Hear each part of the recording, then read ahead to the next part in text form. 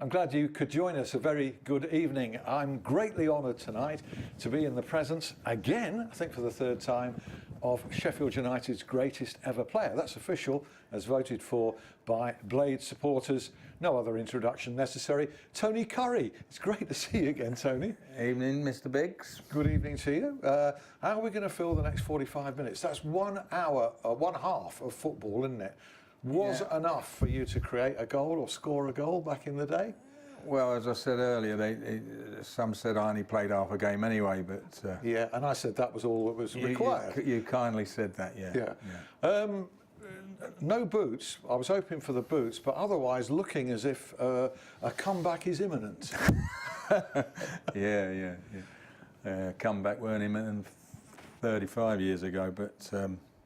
it's what I wear as ambassador of the club. I wear that every, and I'm comfortable with that, and people recognise me more, I suppose. It's like a suit. You're wearing that tracksuit there, but I need to remind everybody this is colour TV, by the way. It's not in black and white.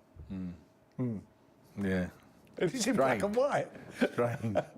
I thought there'd be some red and white there, but anyway. Yeah, well, you've got the crest anyway, and that. So. It's easily identifiable. And in your honour, I've got my shirt outside me. Well, not shorts, but trousers tonight. Just and it's blue. That's my honour, right? Yeah, okay. It is blue. Right. But your away kit, somebody told me today this season, purple, officially purple. Purple. But one or two Wednesday fans have been saying to me today it's blue. But you're going to deny that, aren't you? Yeah, vehemently. It is purple. Yeah. Okay. Well, look. Let's. I'm sure you turn the colour purple sometimes at some of the things that happen in football these days. And by the way, we're going to talk to Tony about the Chris Wilder revolution at the Lane, the promotion last season. Bang up to date what he thinks of this championship season and the results and performances so far. But I've got to take you back to the fee that took you to Bramall Lane because of the kind of fees that we're seeing. Passing between clubs this summer, typically £10 million, even for anybody who can score a goal in the championship starts at 10 million. 1968, the fee for your transfer from Watford is listed. Now this may be wrong in Wikipedia as £26,500. That's spot on. Apparently, you would know. Spot on. That's absolutely right. Yeah, well, I got my 5% out of it, so.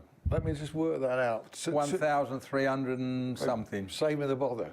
So that must have been a lot of money. I've still got the contract.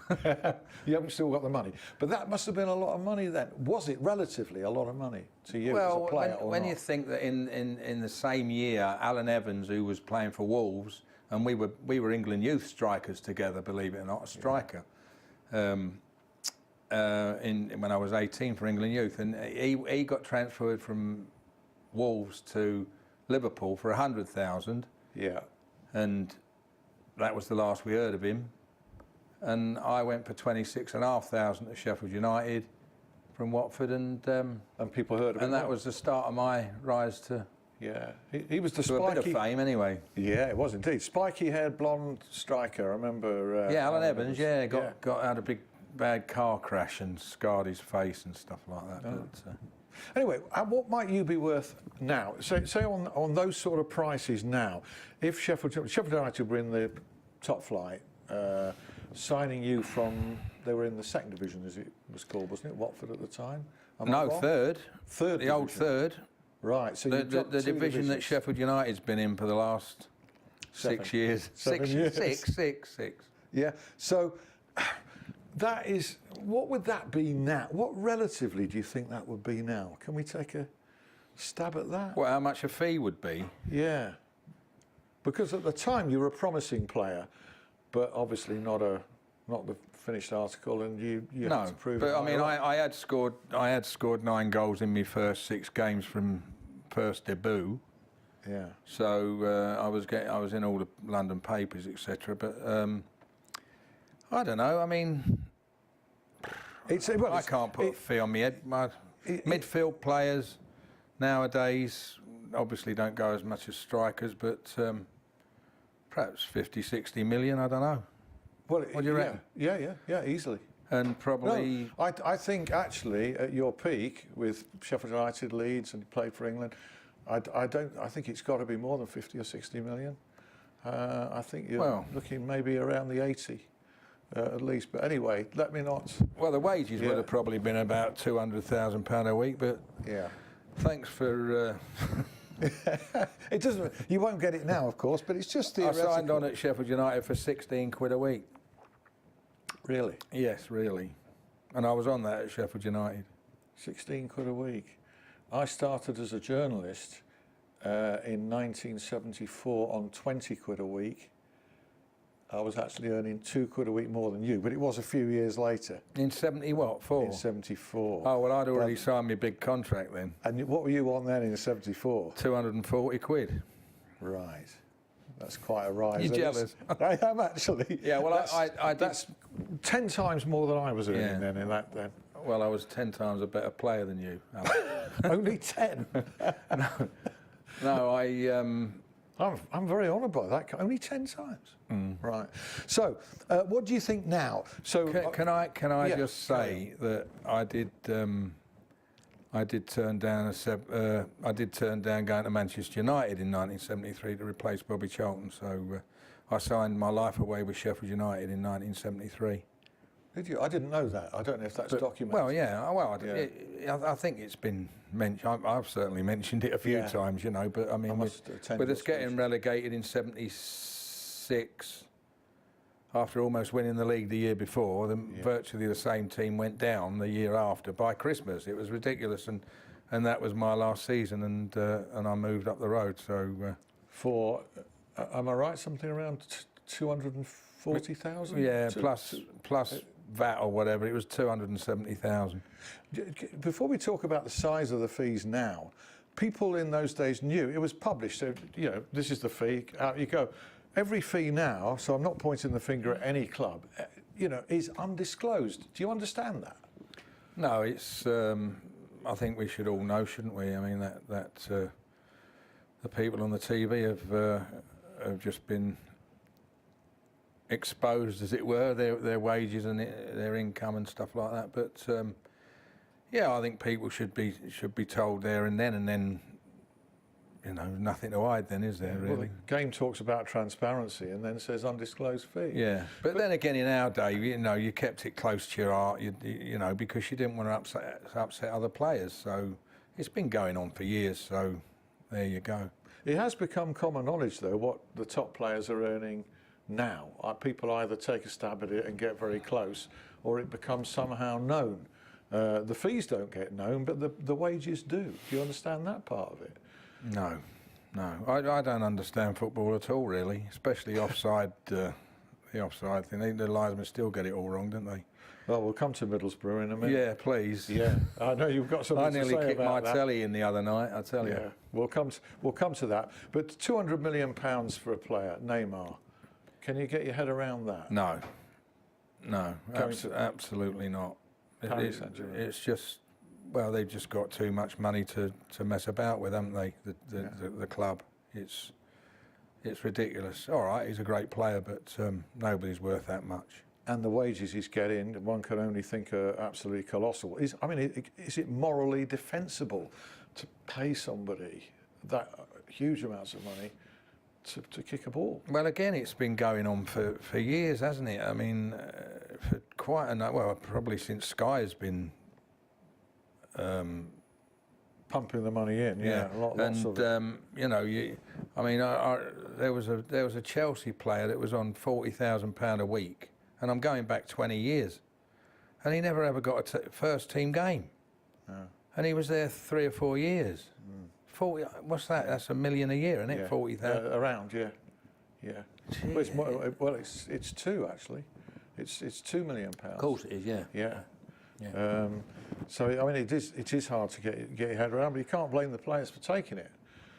No, you can't blame the players. I mean, it's all down to agents, isn't it? I mean, if I'd have had an agent in my day, I'd have. You know, I went from Watford to United, from United to Leeds to QPR, and I never got a pay rise. I just accepted the same money as I was on from the club before, and I don't think I think I'm the only player that's ever done that. Do you regret that now? Of course I do. Yeah. Of course I do. Yeah. But you know, that's way down the list of regrets I've got. You know. Yeah. But I mean, it just shows your priority was to play. Absolutely, yeah. Of course it was, yeah.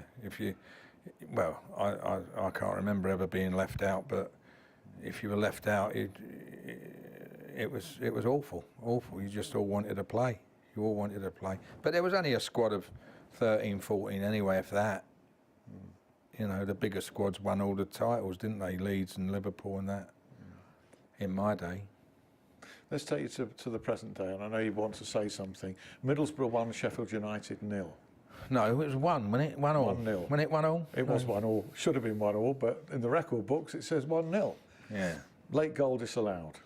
Yeah, well, you know, it's they get it wrong. In other sports, you get, you know, cricket and etc. They stop it for a minute. Why can't they do that for these sort of things? These controversial things. I've been supporting playbacks for 25 years, 30 years even, and it will come in. Why not now? Why don't they get it in now? Because that point, you know, whatever end of the league we're at could be vital at the end of the season to staying up or to going up, whichever way we are. And it's a point that, all right, we perhaps didn't deserve, you know, they perhaps won on points, as it were, if it was a boxing match, but, you know, it should have been 1-1. And, you know, Chris was absolutely pulling his hair out, wasn't he? And I'm sure all the players were throwing boots about I don't know, but, you know, I think I might have been. Bad decisions are nothing new. They've been going on forever, but it is coming in belatedly, but not in the Premier League yet even. It's not in the Premier League, video refereeing. As you say, it will come, but it's been a long time coming.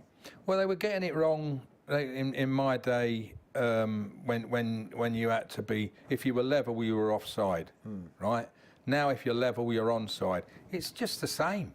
Yeah. It's exactly the same. It's what the linesman sees, and with them crossing over and looking at ball watching and stuff like that, and that you've got cameras on that, you know, virtually along the line to see of quite the clearly. Back four. Yeah.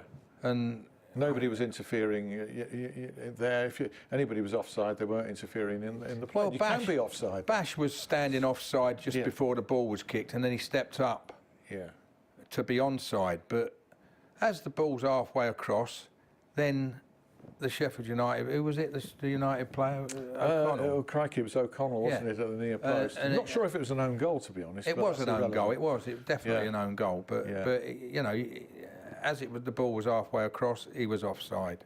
But not when the ball was kicked. Hopefully, not any kind of a turning point. Sheffield United were going to lose a football match sooner or later. However, they lost it, and of course it's two back-to-back now at Cardiff. But 3 points from 3 games. Hey, that's not bad. Yeah, they were getting near our record, I think, of 20-odd games without. Was it your with your team? Yeah. We went 22 games in that 70, 71 and 71, 72 season. Yeah, perhaps we were, but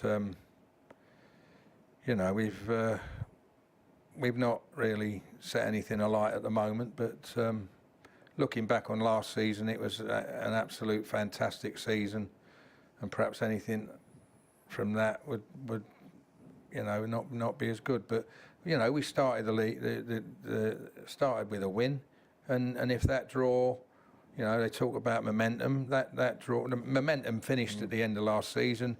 It started again against Brentford, and if we could have brought that point home from Middlesbrough, you know, down at Cardiff might have been a different thing. I never saw the Cardiff game, but I saw the Middlesbrough game on the telly, and the home game. I was there, but you know, and we did all right. Yeah, I thought. I mean, Middlesbrough they had more of the possession. I think that was mainly because we couldn't keep the ball when it went up front, and it kept coming back. You know, but I didn't think they threatened that much. I thought we coped okay. Yeah. And you know, I'm sure it'll come good in the end. I think Carruthers is not firing on all cylinders at the moment, and perhaps the other boys aren't either. But we're not getting a lot of the ball. So, you know, if you haven't got a lot of the ball, you're not going to win many matches. But there's nothing to be too concerned about. Not at the moment. No, I think, you know, I've in my room at Sheffield United on the Brentford game, Kevin Gage, the host of my room, said, "What do you think? Where do you think we're finishing?" I said, "Runners up." Did you? Yeah. You've got to be confident. You've got to aim for the top 6. I'm blooming sure they are. Yeah. And they're good enough too, as well. Just put a run together and we'll be in with a shout. I was thinking knocking on the door of the playoffs. You think better than that? I do, yeah. I want to be optimistic. Run 15 games. How many games did we go before the end of the season? I said to everybody in my room, I said, we ain't going to get beat. We're not going to get beat the rest of the season, and we didn't. Yeah. You know, I mean, I'm not somebody who can predict things. But no, when you look at the start as well, you've got to be confident. 3 points is 2 more points than United had at the same stage a year ago. Yeah. 4 losses, wasn't it? 4 losses. 1 point from 4 games, I think. Oh, 1 from 4 it was, yeah. So this is actually an improvement. There's plenty to go at. Chris Wilder, and I wrote a column on that in the Sheffield Telegraph this week, a recent comment from him saying he was loyal but not sentimental, which suggests that, you know, if players aren't doing it, he will make changes, and he's got 1 or 2 knocking on the door, not least Ched Evans, who I was really impressed with. I don't know whether you saw the Walsall Cup tie, came on and changed it. He looks like he means business. Well, let's hope so. He certainly had the last time he played for us, he had a great season, didn't he? But yeah, he did change it. I thought we were a bit. I mean, 11 changes against Walsall. Yes, I was there, and I thought it was nice to see Brooksy getting a full game, and I was just a bit disappointed that he didn't take people on more, because he had opportunities 1 against 1, and to put a player out the game is the be all and end all for me. You put a player out the game and you open everything up, and he's got the equipment to do that, and I was just a bit disappointed about that. But he was in the game all the time. I mean, the touches he got was unbelievable, which is great. You know, he really sort of controlled the game without. You know, because we struggled a bit, didn't we? 1-0 down with 20 to go. He looks exciting, a bit special. Blooming is. He certainly is. But back to Ched, you know, he did. We was a bit. What's the word? When he came on, it was going a bit. Yeah, flat, well, it wasn't right. You know, was it because of 11 changes, I suppose, and that. But yeah, when he came on, he certainly livened things up. Yeah. He'll always turn and get a shot in. I'm just wondering if he'll start on Saturday, you know, at home to Barnsley, a local derby. He's been knocking on the door from the bench, coming on. You know, it wouldn't surprise me at all if he got in the team on the weekend. No, well, we'll have to see, won't we? I'm sure the manager will pick the right team for the job. Yeah. Nobody's got any cause for any loss of confidence whatsoever. It's almost ridiculous. I saw on Twitter this week 1 or 2 blades were sort of telling each other not to panic, as if, you know. I mean, crikey. There's still a lot to go for this season. Well, for Sheffield Wednesday. It is unusual that Chris Wilder's lost a couple of games, isn't it? Yeah. But it must be. I don't know how he's feeling about that, because he knows it's been coming. He'll be kicking a wall. Don't worry. He won't be happy about that. No. Don't worry. No, but that's just part of it was unreal the way it was going. Just unreal, I thought. Yeah. Even all the friendlies, won every single friendly as well. Yeah. Okay, in part 2, we'll carry on reminiscing, but bringing it up to date.